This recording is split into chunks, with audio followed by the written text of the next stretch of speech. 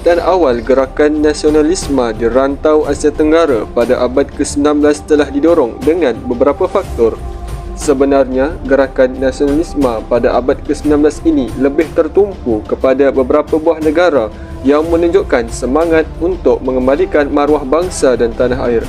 Antaranya, gerakan nasionalisme yang ditunjukkan di Filipina ianya didorong oleh tokoh-tokoh seperti Jose Rizal melalui karya penulisan. Selain itu, gerakan nasionalisme juga berlaku di Burma, seterusnya di Indochina seperti Vietnam, Kampuchia dan Laos. Kesemua gerakan nasionalisme yang ditunjukkan ini adalah sebagai pemangkin untuk membebaskan negara daripada penjajahan barat, seterusnya ingin memelihara adat dan kedaulatan bangsa. Terdapat beberapa faktor kebangkitan semangat nasionalisme di Asia Tenggara pada abad ke-19. Antaranya ialah dasar penjajahan barat. Gerakan kebangkitan nasionalisme di Asia Tenggara pada abad ke-19 adalah disebabkan oleh pengenalan dasar penjajahan barat. Kedatangan kuasa-kuasa barat ke atas negara-negara di rantau Asia Tenggara ini sebenarnya telah memperkenalkan dan membawa dasar-dasar baru sama ada dari segi politik, ekonomi maupun sosial. Hal ini dapat dibuktikan melalui dasar yang dibuat oleh British di Burma yang memperkenalkan sistem pentadbiran bebas.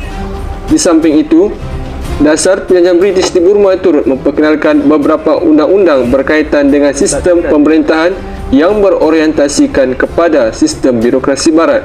Sebagai contoh, pelaksanaan Majlis Kampung yang diperkenalkan pada tahun 1889, seterusnya pengenalan Akta Kampung tahun 1887.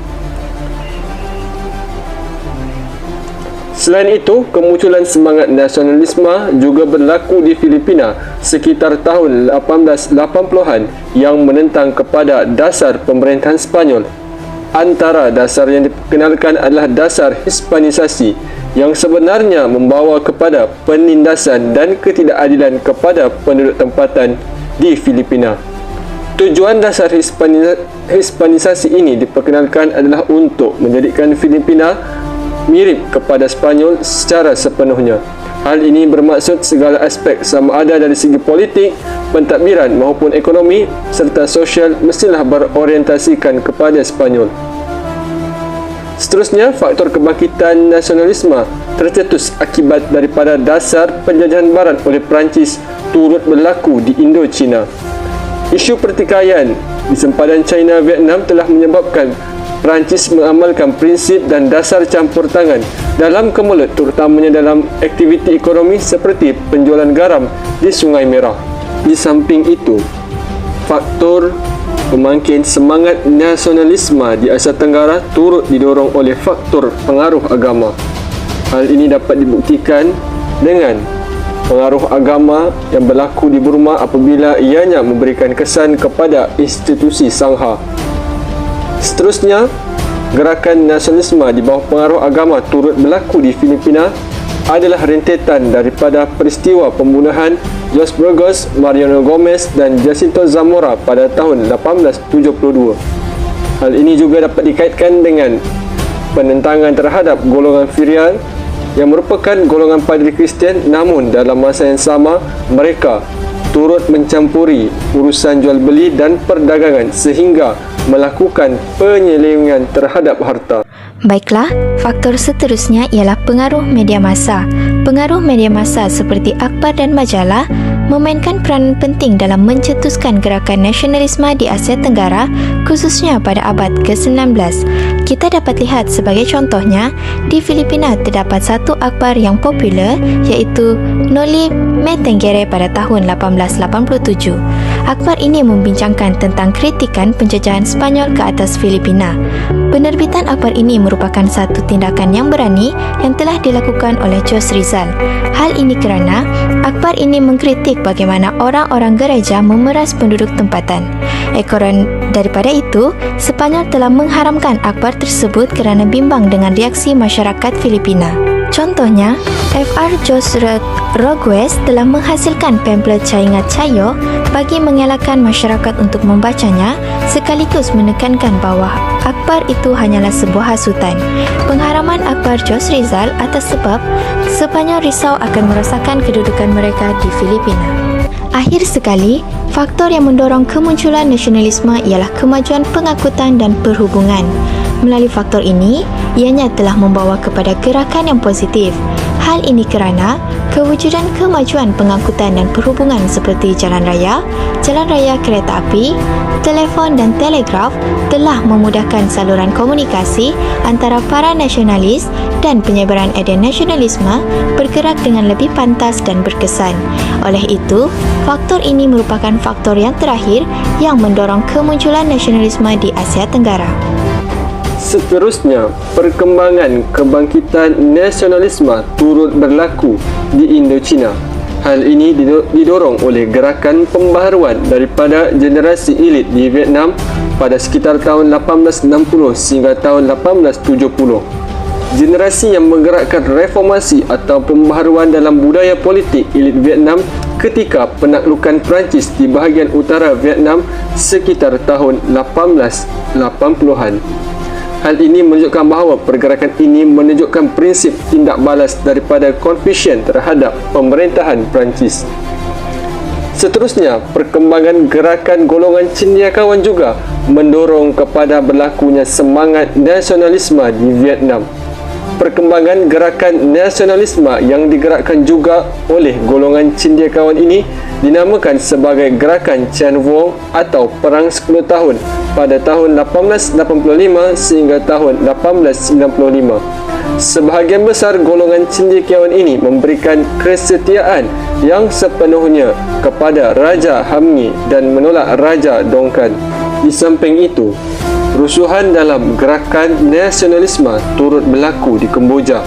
Hal ini rentetan daripada Konvensyen 17 Jun 1885 yang disahkan di Parlimen Perancis.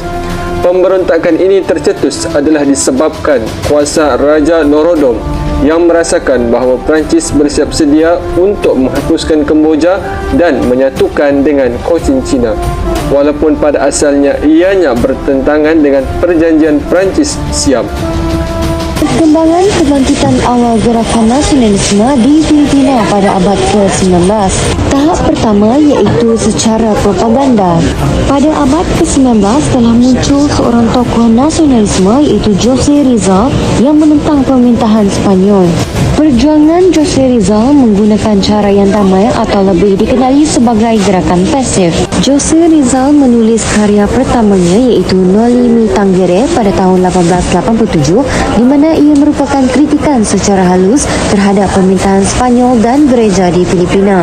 Selain itu, Jose Rizal juga membentuk Liga Filipina pada 3 Julai 1892 bersama rakan-rakan seperjuangannya. Liga Filipina ialah sebuah kumpulan rahsia yang bertujuan untuk membangunkan kelompok baru yang berupaya melibatkan masyarakat secara langsung dalam gerakan reformasi.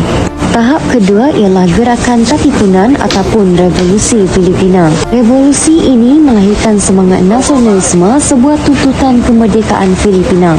Gerakan Katipunan ini tidak dapat dipatahkan oleh Sepanyol sehingga menyebabkan General Primo de Rivera mengajukan perdamaian kepada Emilio dengan menandatangani perjanjian Biak Batu pada 14 Disember 1897.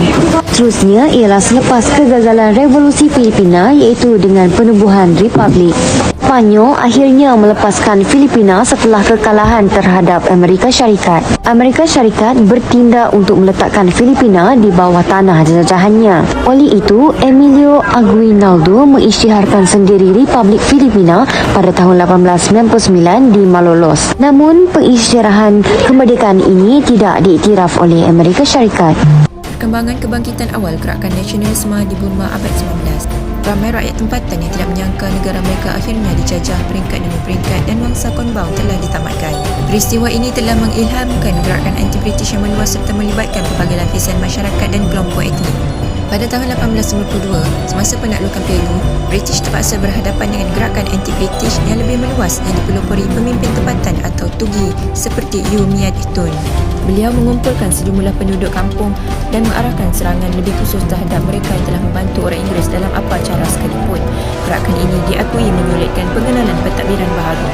Pada tahun 1885, kemunculan gerakan anti-British yang melibatkan sakit baki tentera dengan menggunakan slogan mempertahankan agama, maruah bangsa dan kepentingan negara. Gerakan anti-British yang berlaku di Hulu Burma melibatkan putera-putera raja seperti putera Mian Xiang.